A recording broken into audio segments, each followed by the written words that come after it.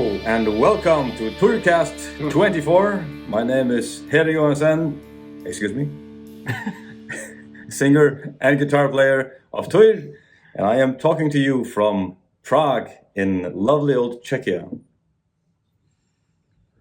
Gunnar, bass player in Týr, talking from the Faroe Islands, the windy place, right out there.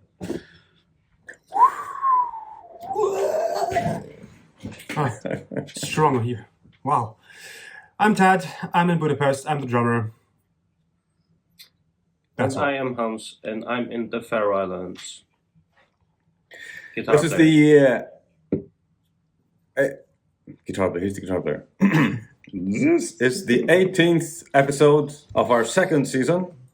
We put out these episodes on the 7th and the 22nd of each month at 1700 hours Central European Time. I hope you're watching this on YouTube. If not, then you're listening on Spotify, Apple Podcast, Google Podcast, or on Buzzsprout. You can have early access to this on patreon.com/Týrband, where you can also support us and have access to some other exclusive behind-the-scenes material. We have already announced, but I take great joy in re-announcing that we have a show in Luxhut on the 26th of February next year. You, of course, have no idea where it is, yes. I'm about to explain. We come from the Faroe Islands, 18 lovely little islands, smack in the middle of the North Atlantic between Iceland, Scotland, and Norway. And on one of those islands is a village called Runavík, and in that village is an amazing venue called Luxhut. There used to be the school we went to when we were young, Gunnar and I. Yeah. Do you remember that school, Gunnar? Yeah, it was the worst school in the world. But luckily, they annihilated that school, and now there's a new one. It was leveled with the ground. Yeah. Good riddance. And I don't have the best memories from there either. And they changed the teachers as well, so that's very good. Time passed on. Yes, luckily. It's a very good school now. My son goes there, and I have a very good or he went there until this autumn, and I had a very good impression of how the school is now. They have a very good venue as part of that school complex, and it's called Luxhut. It holds, when standing, 454 people. So we are selling 454 tickets at atgongomerce.fo. I will put a link, the first link, in the description to this video here on YouTube. And it's not just any old show. It's a 20th anniversary for our first album. Called? That's all the comments that Gunnar has for that. I suppose I have to turn to you gentlemen who weren't even there. Hope for Asgard, as I was told by the older gentleman in this picture. Yeah, it was released in 2002, January. I'm not sure I have the precise date of that release. I've tried to look it up, but I can't see it. It says on Wikipedia it was the 1st of January, but I don't think that's true. I don't think they would have released an album on the 1st of January. The whole world is hung over on 1st of January. Nobody releases an album. So I suppose I only remember it was January 2002, and so they picked the 1st when they put it on Wikipedia. Do you remember, Gunnar? No. Anything about that release? Yes, I remember. remember. Suðuroy to play a show. I remember not the release. No, I remember everything about doing that album. Release-wise, nah, not really. The only thing I remember Go ahead. The only thing I remember from 2002 was that I started in first grade that year.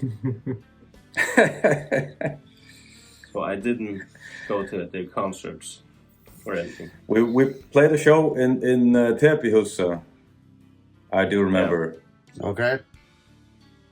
And some other shows around the Faroes for that release. We were I was very excited at the time, I remember. That completely escaped my mind. I remember going straight to Iceland, where we toured Iceland with that album. Yes, we did.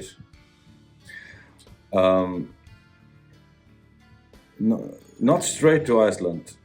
There was at least a few months, maybe a year, between the release and our first trip to Iceland. Maybe there was, but that's what I remember. Anyway, long time ago. It was a great tour in Iceland.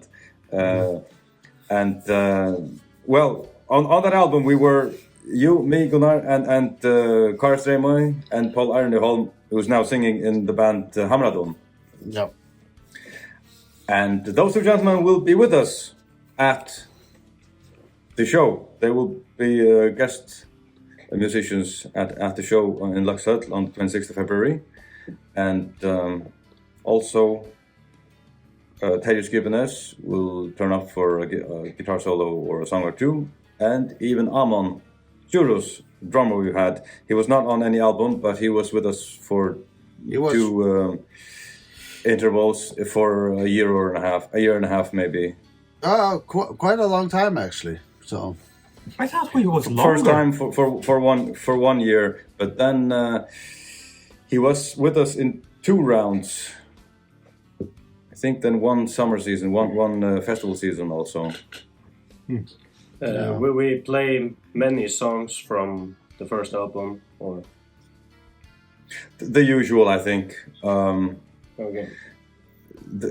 This is also a release show for the symphonic recordings on DVD, CD, and LP. So we're playing 2 songs from the first album, I think.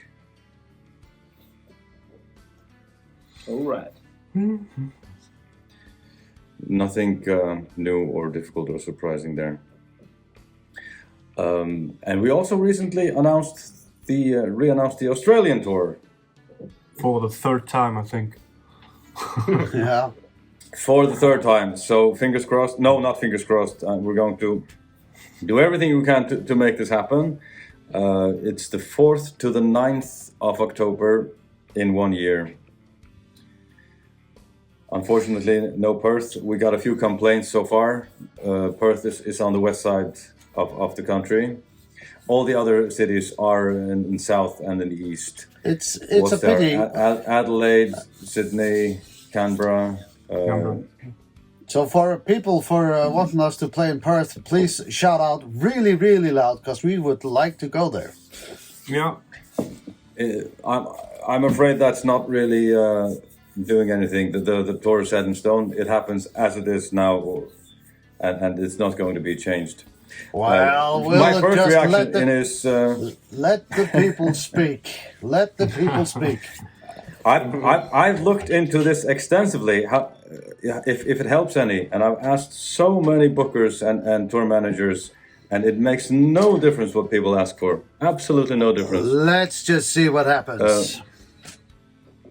Of course, they're free. I mean, I'm not going to stop anybody. That's just not how the touring industry works. Let's just see what happens. Has to be in place. It's the Your infrastructure kind of pessimism is not accepted here. It's not pessimism. I've looked at how it works. I think the flight from... And it works. Sometimes when you look at things, how they work, and you find out, oh shit, they didn't work anyway. What happened there? Reality, I've spent my friend. years telling people. I've spent years telling people to tell their local bookers or venue to book us if we don't come to their cities. It never worked. It never helped. And I asked all the bookers I could get a hold of why it doesn't work, and they explained to me quite thoroughly why it doesn't work. So I think I've got a good grasp of this. If the infrastructure, if the contacts aren't in place, there's no amount of popular demand that's going to make it happen. People out there, let's just wait and see. Just shout loud enough, and we'll be there. Actually, that's no, not... I'm sorry. There's Actually, that's not entirely true, because I mean, of course, when we're talking about Sydney and Perth. I mean, there is only a whole continent between the two. So that's of course an extreme situation. But I mean, for example, in Europe or even in the US, if they're if we have a day off traveling through a city and the demand is there and the suitable venue is there, then that actually might happen that we agree on letting go of the day off and play another show instead. So that's not unheard of. They still have to have contacts to the booker, local booker, or the venue or something. If the contact and trust is not there to begin with, it's just not going to happen. The industry is built on trust because it's full of bad actors, people who will rip you off if they can. And we've been there and done that, been played or whatever, and not being paid. Or people simply stole our money, and we never heard from them again. True, so of course. People simply won't work with people they don't know personally and don't trust. If those people aren't there, they're just not going to make a show. There has been so there's no. Just I have one very open small, mind about this. It will happen. Let's see. just one small example. I think it was around in 2005, 6, something like that. Quite some time ago, 15 years or something. Yeah. There was a very nice venue called here in Budapest called Kultiplex. They leveled it since then, and well, still nothing built on the place. Well, maybe a small park, yes. Well, anyway, so that was a very nice venue, capacity around 300-400 people, and it was a quite legendary place. And one day, Meshuggah, the American gent metal band, was touring in Europe, and their bus broke down in Budapest or around Budapest, but they didn't have a scheduled date in Budapest. And then they called some friends they had in Budapest if it is possible to to get the bus fixed. And they asked, yeah, sure, but how about just making a show instead if you're already here? And they said, yeah, what the hell? And they made a sold-out show at that venue. So, I mean, it was only... So let's just go to Perth. Let's hope we... Come on, we're here anyway. Let's hope we have to emergency land in Perth on the way. In Perth, can you fix our aircraft while we play a show? Look. My first instinct is to simply ask people from Perth to come to the closest show in Adelaide, but that is no short distance. It's not like going from France to Germany. It's like going from Greenland to Norway or something. No, it's like going from Perth to Adelaide. Precisely. But that is a redundant statement. It's like saying the distance from the Earth to the Sun is 1 astronomical unit. No.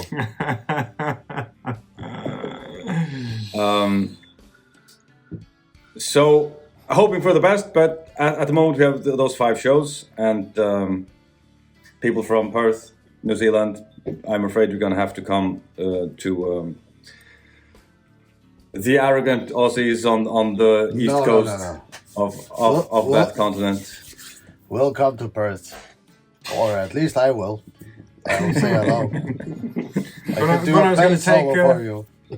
He's going to take his van or his minivan and then just drive across the continent. Roller skates, I was thinking about, or surfing across the south coast. Just take a wild kangaroo. Yeah, It's going to take I was you thinking there. about walking for a year. Anywho. Anywhoozy. Yeah. Took the words right out of my mouth.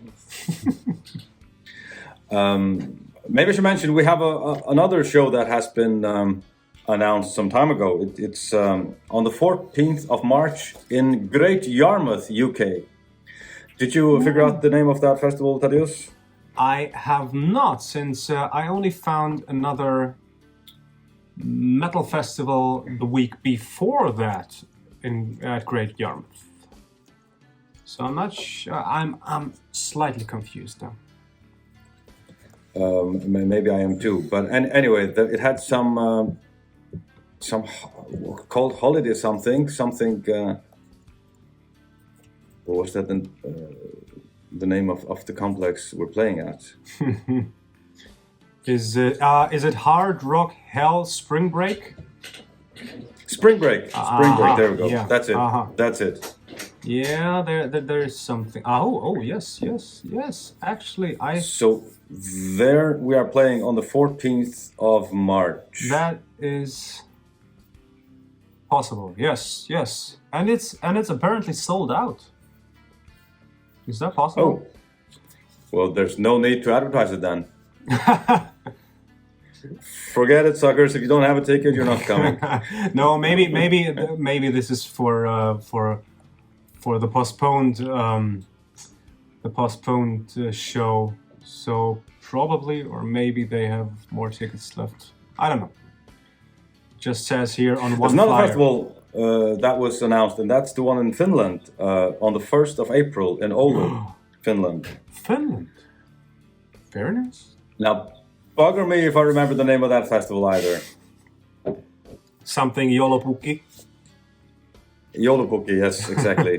No, that is on the 1st of April, a bit late. Okay. Vittu. Yes, Jumalauta yes, that's vittu. it. So, tours aren't looking that, or I shouldn't say tours, festivals, shows aren't looking that horrible for next year. Let's hope this trend keeps up and we'll get some more of those. Well, I wouldn't like to go on a festival that looks horrible. What's the most horrible looking festival we've been at? Oh, that would be unfair to mention. But Yeah. does one come to mind? Oh. Yeah. Oh my God, yeah. Yeah. But Yeah. anyway, no, it was not that horrible. We were horrible. Yeah, okay. Badly arranged and horribly looking. Yeah, the small ones, I mean, they have the tiny festivals, they don't have a big budget, it's all kind of homemade and not as professionally arranged. It would be unfair to put anyone on the spot. I for would that. say if you went on tour with us through all the early years, wow, the places we played, it's amazing. I mean, We should. Remember once we played 2 shows in one day in Poland, one of the first times we were there, or second time. it rings a We bell. were playing the first show that day was at a folk festival of some kind. There was a tiny stage. I mean, when I say tiny, it's probably the smallest stage we've ever stood on. And it was in the middle of nowhere, next to a field and a road that went on for, tens or hundreds of miles in the same direction. We had our old white van arrived, put everything up. We were told like half an hour before, oh, by the way, you have 2 shows today. Was that at the same place or one acre No. to the south? No, a different city. was that when we arrived late and we had to get everything on stage in 45 minutes? And this, ladies and gentlemen, Sounds like it, yes. And this is PA and everything. Yes, exactly. Yes, that was it. Yeah, okay. Touring with our own PA in a tiny van. Goodness me, I'm glad we don't do that anymore. And we actually did it in, I think it was like 45 minutes. We put it up, we played, put it down. After less than 2 hours, we were packed and ready to go to the next place. It was unreal. It was like being hit by a truck. Yeah. So, it went well. It did. Anyway, hoping to have more towards shows to announce for you next time. But let's get on to today's subject, and that is the latest Helloween album called Helloween. True. And isn't it Halloween just about now? Halloween is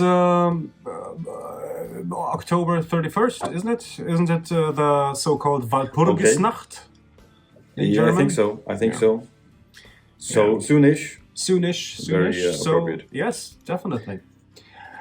I have to say, I don't know. Shall I just start, or do you want to? Feel free, sir. I feel so free right now.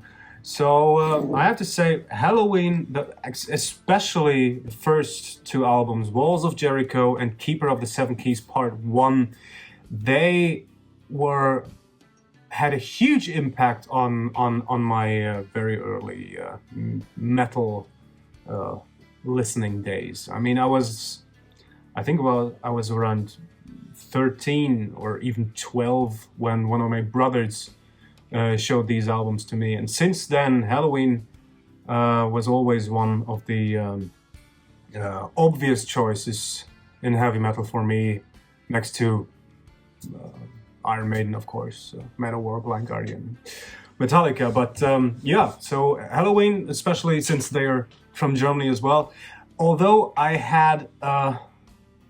was quite disappointed by Better Than Raw back in the end of the 90s. I bought that. Do you like that album, Gunnar? I love it. Coming up. I absolutely You love do? it. Oh, shoot, best man, one. sorry. I hate it. I detest it. Well, no, I hated it back in the day, 20-something years ago. I never listened to it since, so maybe it would grow on me right now, or already did. I don't know. Maybe I'm gonna give it another chance. But this one, the self-titled Helloween, released in, when was it? June 18th or something. It's quite fresh. It is really, I think it's a classic heavy power metal album. Spot on.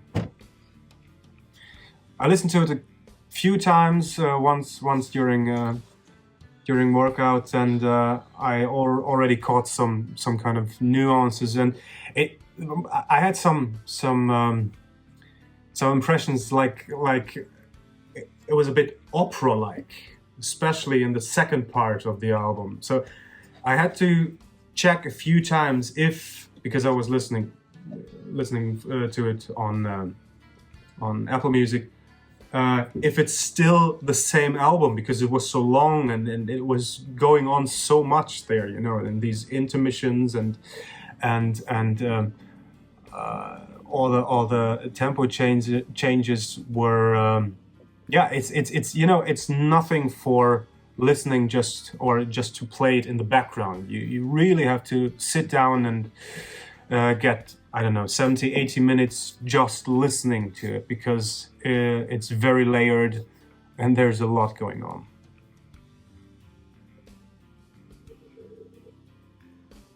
Right, Hans? Huh? Hans? Absolutely. Well, this is the first This is the first Helloween album I've ever heard.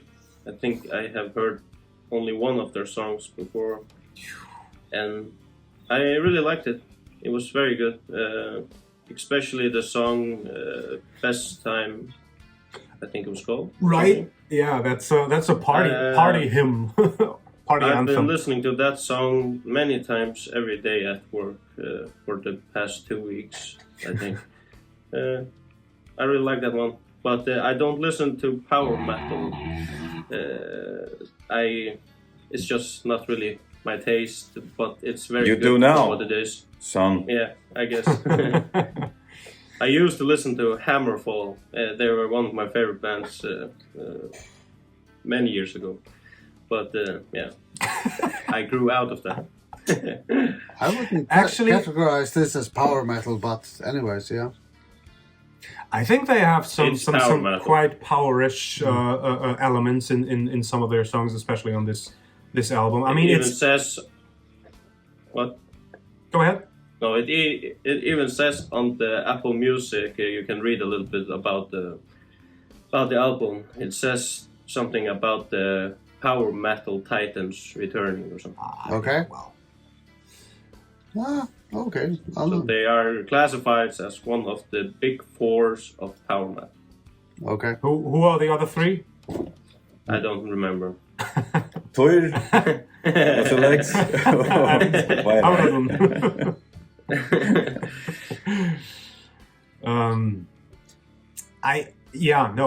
I have to agree. I'm not a big power metal fan either. I used to listen to this kind of music a lot when I was in my teens, but I grew out of it. Probably, yes, that's the best word to describe it. But there are albums like Jericho and Keeper of the Seven Keys.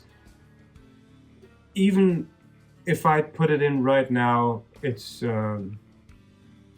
I would have the same joy I had 20 years ago or 25 years ago when I listened to it the first time. So some albums you just can't outgrow.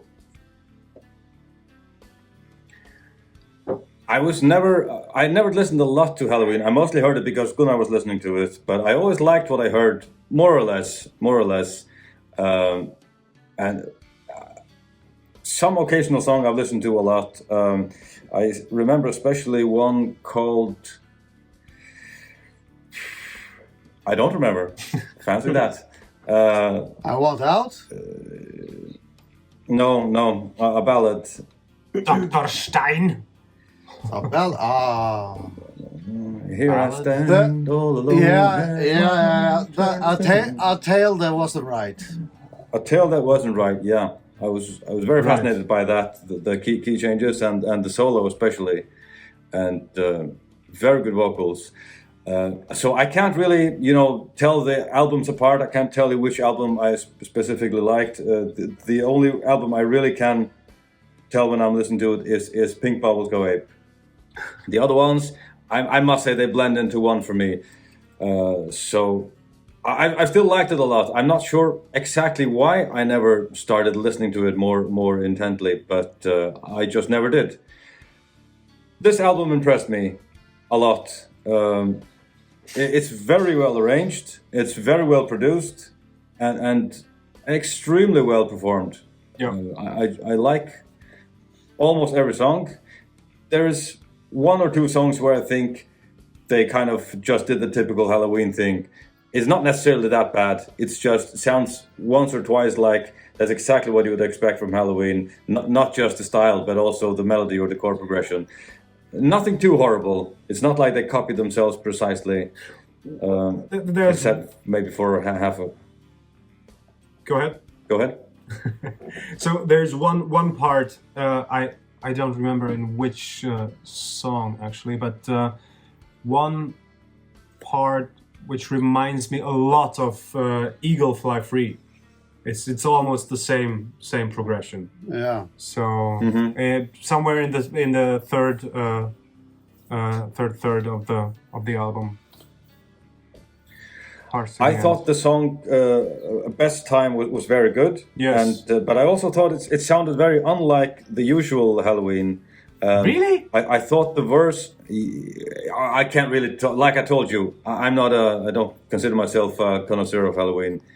I thought the verse sounded like something a bit more modern than I would expect from Helloween. It sounded almost like Billy Idol or something, like this punk disco thing. But then the chorus goes to something that sounds more German, Blind Guardian, very modern guitar arrangement, in the right place for Helloween.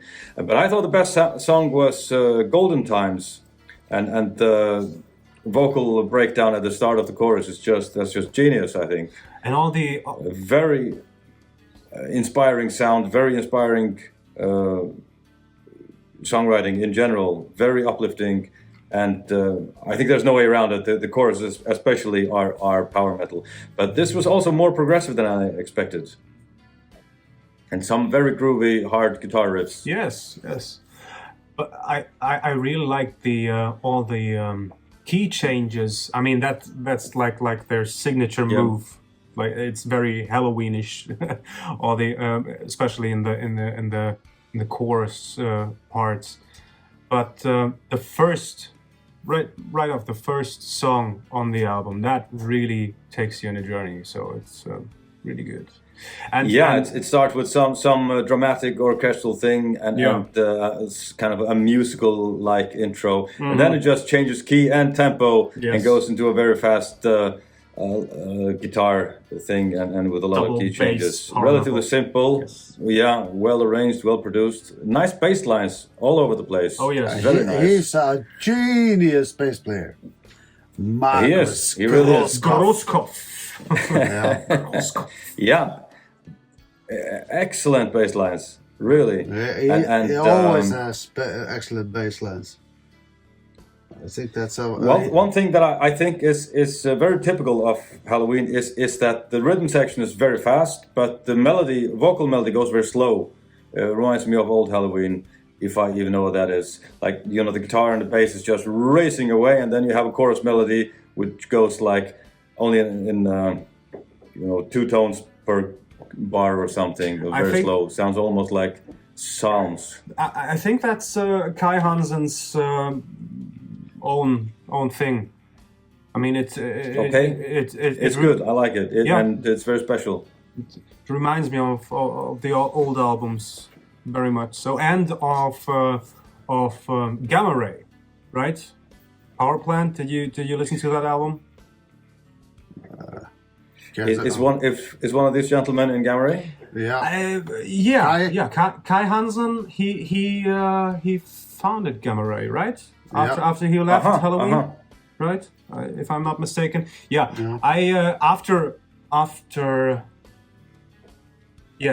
think after Better Than Raw, when I was a bit disillusioned by the new direction of Helloween, I switched over to Gamma Ray, and that was a very welcome switch for me, because it was not the same, but you totally could hear that Kai Hansen was writing the stuff.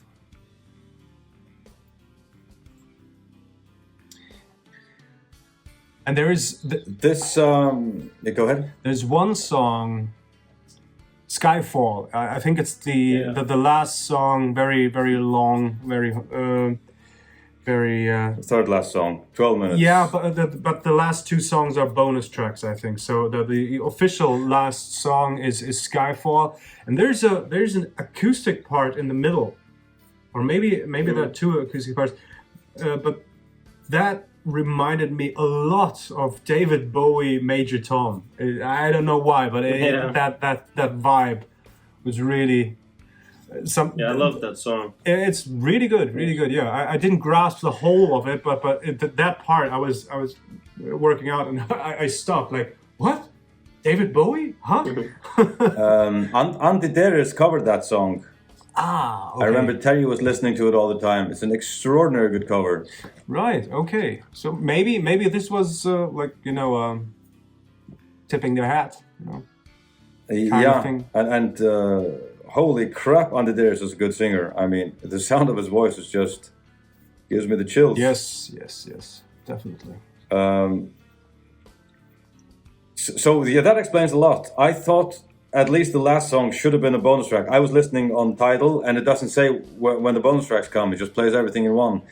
But that makes perfect sense. That Skyfall is the last song, and the other 2 are bonus tracks. Golden Times and Save My Hide are the bonus tracks. Although I thought Golden Times was one of the best songs on the album. Then again, there are no really bad songs. There's one chorus here or there which isn't as catchy as the other ones. Robot King has some, almost tacky the first chorus is only half. The second chorus kind of brings in the point of the chorus, I think. But they kind of stop halfway first time they come to it. It's a question of arrangement, and if you know the song well, maybe it works. But the first time you listen to it, it sounds a bit half or pointless. But hey, there are some things that pay off in the long run. So comparing this to the Iron Maiden album, for example, Iron Maiden was formed in 75 and Helloween was formed in 84. So it's maybe not really in the same ballpark when you think about old bands. But I mean, back in 84 when Helloween started, there wasn't modern technology to help you make better albums, but they're certainly using it now. And I think this is an excellent example of an old classic metal band using the modern technology to make the best album they can and to stay up with times. It's not perfect, but it's very, very good. And like I said, more progressive than I expected. Very well produced, good sound, good melodies, good performance, and very good bass lines. True. I have to agree. I will have to go back and check out the bass lines because I didn't pay attention to it. And listen to the old albums as well. They are worth it. Except that one album. What was it called again? Yes, it's Better Than Raw. Well, that's not really old. It's from 98. It's it's almost new. Don't listen to that one, Hans. It's I will just horrible.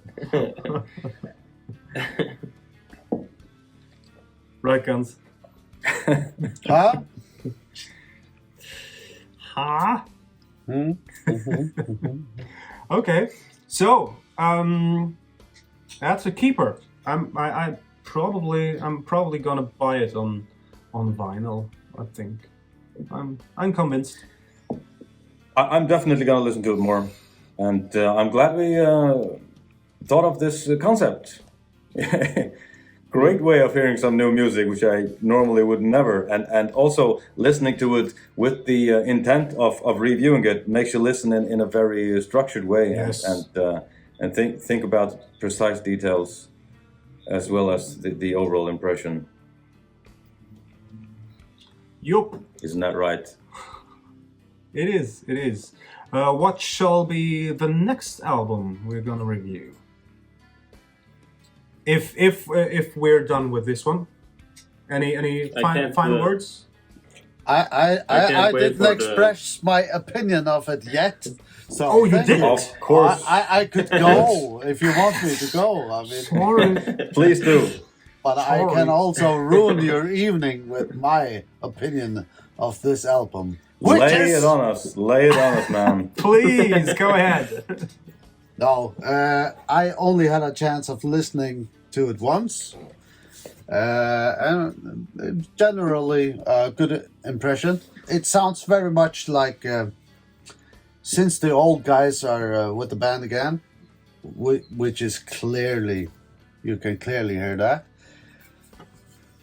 It reminds me right away when I heard it. It takes me back to the old good records. They're all good records, but the old ones from the 80s. It's a nice reminder.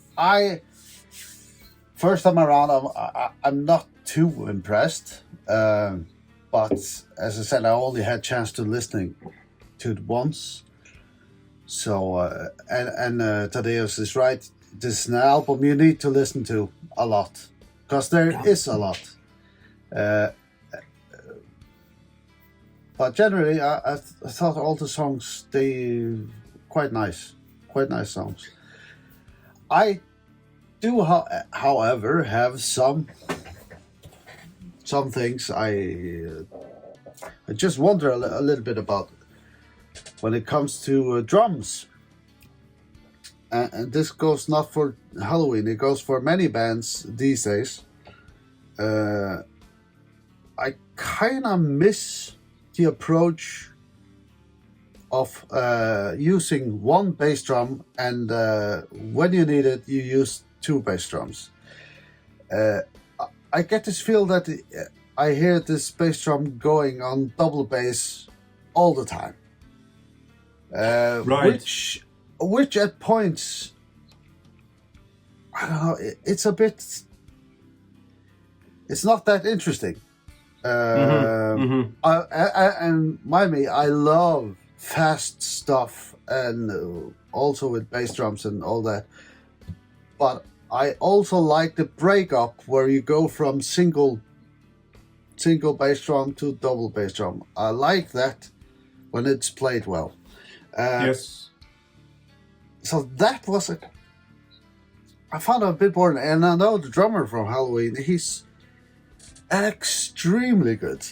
So I kind of wonder if he didn't, why they don't sometimes break it up into using one bass drum. Because sometimes when you do that, when you use rhythms that go on one bass drum, and then you go, for example, you go into the chorus, you fill it out with a double bass drum just to power it up. It works even better. Yeah. For me, it kind of seems like a very straight line going just all the way through. Yeah.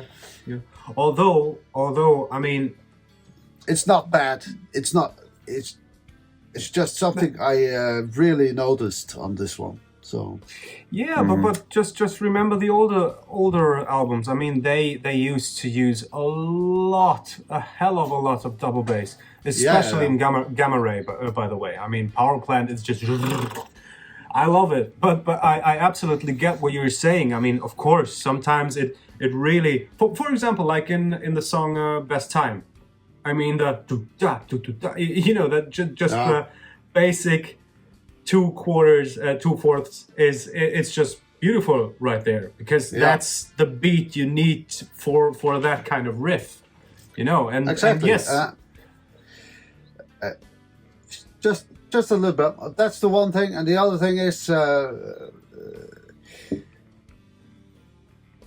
they sound like Helloween, of course, and there's a lot of vocal stuff, so I get the sound picture, but I kind of miss the guitars a little bit further. But I guess it's difficult when it's so much vocal stuff in it. Yeah. I did think that the vocals are very loud in some places. Very, very, yes. Yeah. So, yeah. But all in all, very good, and it's lovely to hear Michael Kiske again. It's amazing.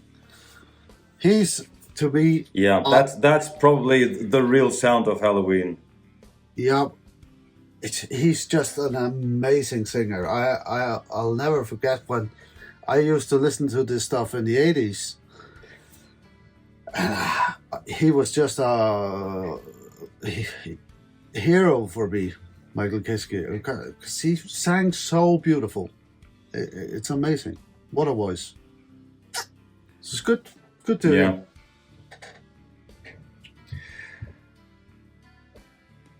And in general, questions and comments. Okay. Okay, yeah. No, take it away. Close it down, man. Better than put Raw. a bow tie on it. I freaking love that album. I love it. I promise you, I'm gonna listen to it thoroughly this week. No. Yes, I will. Yes, do that, and we'll take this up again next time. Better than Raw. I'll put that note down as a note for the next one. And Andre sings fantastic on that one. Jennifer has a comment. Remember her? She says, Jennifer, yes. Even my friends do say I ask too many questions, but I'm just interested in stuff. Thanks for answering. I'm glad you've been doing these Týrcasts this last year. They've kept me entertained during all the various lockdowns and difficult times. Cheers, guys. I don't think anyone asks too many questions. I'm also curious and interested in stuff, and there are never too many questions for the Týrcast. Thanks, Jennifer, for listening. Thank you.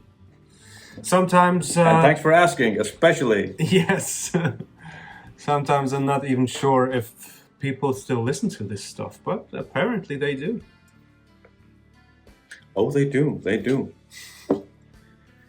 We have hundreds, even thousands of plays on YouTube. Oh.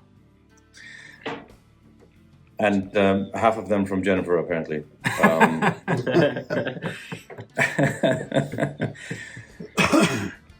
Peter Glanville asks, What song in the repertoire gives each of you particular trepidation before playing it live? Ormur and Lunch. I suppose the gist of the question, which song is difficult to play live? The intro in Ormur Lunch is not easy, though it sounds simple. The rhythm is very awkward. Yes, it is. What were you take thinking, full responsibility. man? I shouldn't have done that. I thought when it started, hey, this syncopation sounds nice. Let's put it there. But then when it comes around the second time, hey, it's off. Crap. But done it already. Had to keep it up.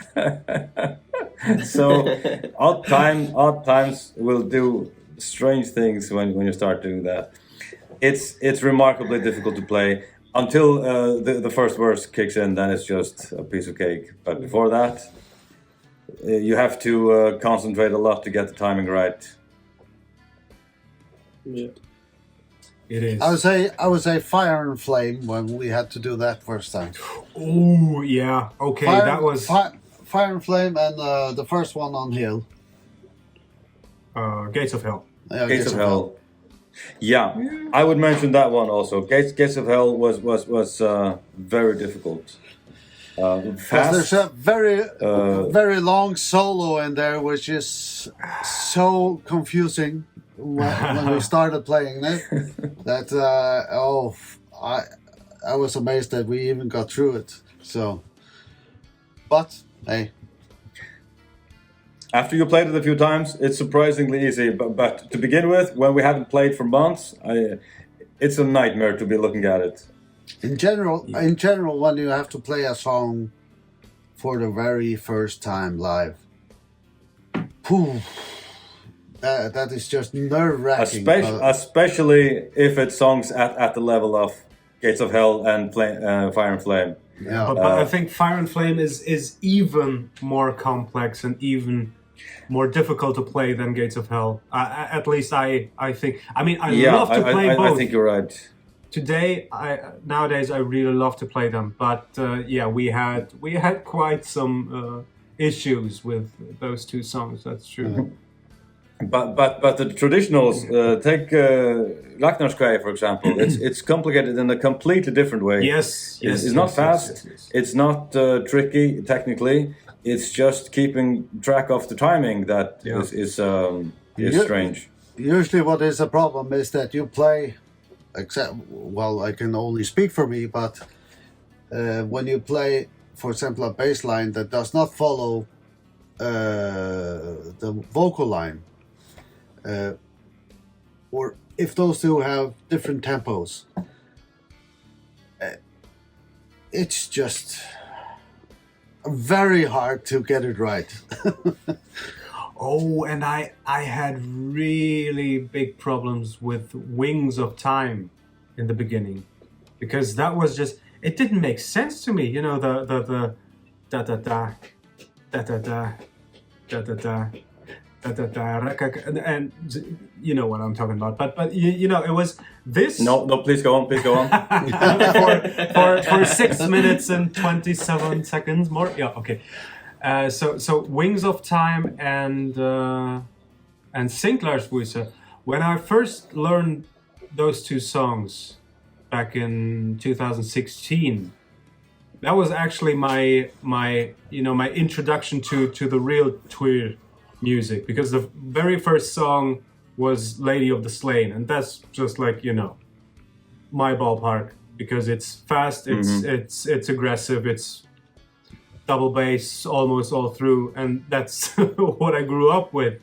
But you know, these two songs, they were like, what? I really had to dig deep to even understand the whole construct of the songs. So Wings of Time. But that's nowadays I just love to play that song. One of my favorite songs. Yeah. But I haven't learned it yet. I tried. All right, let's call it a day and challenge. It's an evening. Oh. Did you ascend that mountain? It's still October. We still have time. Okay, Really? okay. Have you We'll seen- leave it for next time again. Well, you seen Gunnar, it? did you? It's a question, Gunnar. No. Is it even possible to go to the mountains in this weather? Oh, it's possible in to this- go at in this time of any year? weather you like, but it's all up to you, my It is. friend. Is it? Is it responsible? No, definitely No. Probably not. Unfortunately, it's hard to say that right now because this is the season for gathering the sheeps. So they go on the mountain. They don't care about the weather. Yeah. But then again, accidents happens sometimes. So Yeah. no. So we'll leave the same one for next time. Yes. Yeah. So All right. Then do you guys want to listen to another album or something to talk about? Yes, let's do that. Yes. Which one? How yeah, about let's. Isn't Dream Theater coming out? I just listened to a track of Dream Theater, which I really like, by the way. It was released recently, wasn't it? was no, it? no, it's on 20. What's the date? Sorry, I lost you there. What's the date today? It's coming, or it's released already. No, I think We it's have coming. October 18. Yeah, it's coming on 22, I think, or something like that. I heard something very pleasantly surprising today. I was listening to the latest album of Def Leppard. It was from 2015. Oh, And man, that was good. If you guys like Def Leppard, it was one of my favorite bands in the 80s and 90s. didn't listen too much Def Leppard, but I'm up for it.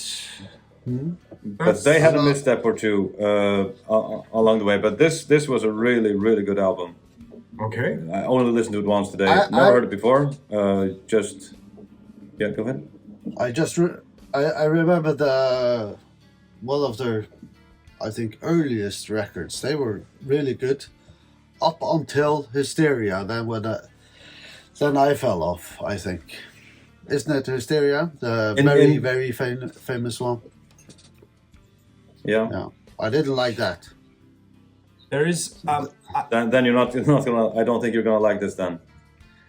I thought that was an incredible album. Hysteria is one of my favorite albums of all time. Well, It's okay, a good so album. It just didn't fall to my taste. either this one, either the Def Leppard, or there's a newish album by Sorcerer. It's a doom metal band from Stockholm. They were around already in the 80s, and then they reactivated themselves in around 2010 or something like that. Let's figure it out offline. Okay. I'm sure we can find an album Yeah, to talk about next time. Good. cool. So I want to ask everyone watching this to please give us a thumbs up. It really Yeah. helps And please, the algorithm find us. And please figure out a way of getting us to Perth. What Gunnar said. And you'll find me and Tad and Hans on YouTube. You will not find Gunnar on YouTube. I'll put the links below this video or in the corner on my upper left side. On If you Instagram, find we me are on YouTube- Tier_official. I was not supposed to be there. If you find Gunnar on YouTube, please let him know. It's, Calm. Maybe. on Facebook and YouTube and Twitter, we are Týrband.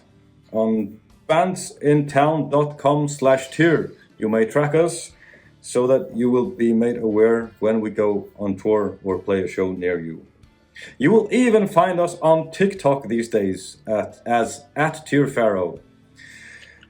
You can listen to your favorite Týr songs on your favorite streaming platform or right here on our YouTube channel. Please go to Týr.fo if you want a CD, an LP, some merch, or if you want to sign up for our newsletter. You can put questions directly to us, and we will answer them here on the Týrcast. You put those questions on patreon.com/Týrband. We release episodes on the 7th and the 22nd of each month at 1700 hours Central European Time. Thank you, and we hope to have you back here on Sunday, the 7th of November at 5 p.m. Central European Time. Nasledano. Eat sweet chest.